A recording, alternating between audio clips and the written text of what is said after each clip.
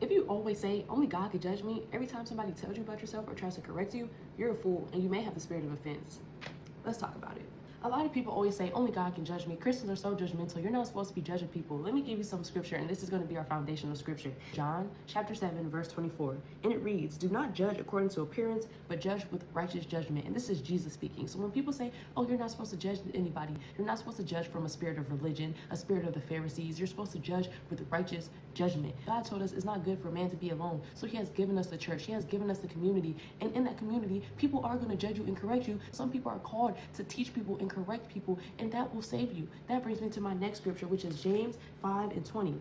It says, let him know that he who turns a sinner from the error of his ways will save a soul from death and cover a multitude of sins. When somebody corrects you and leads you towards God and not sin, it's saving your soul from death. True disciples of Christ, we're worried about your soul. We're not worried about your flesh. We're not worried about your feelings, because your feelings is probably the reason why you're in that predicament. My feelings, we don't care about your feelings. We're trying to save your soul. When we turn somebody away from error, we are doing a good deed. So don't always get offended when people are correcting you. Now, you should use discernment, saying, is this person judging me from a spirit of God or a spirit of religion? There is a difference, and this is where discernment comes in. We're going to go to Proverbs 11 and 22. It says, as a ring of gold in a swine's snout, so is a lovely woman who lacks discretion. If you cannot carry yourself in a righteous manner, if you don't have sound judgment for others or for yourself, you're a piece of gold in a pig's nose. That's what it's saying. Proverbs 12 and 1. Whoever loves instruction loves knowledge, but he who hates correction is stupid. I didn't say it. King Solomon did. He said, you are stupid if you do not take correction.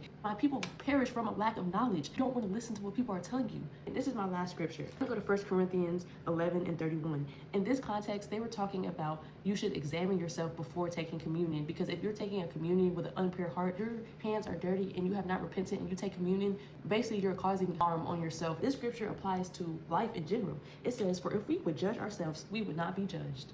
If you would just take time and have discretion and say, maybe I shouldn't go to that boy's house after 12. Maybe I shouldn't go to that club. Maybe I shouldn't have a zodiac sign next to a Bible verse in my bio, because it's going to lead to confusion. And confusion is not of God. If you just think about what you do, think about your actions, the way you dress, check yourself, examine yourself, you won't have to hear it from other people's mouth because you already did the work.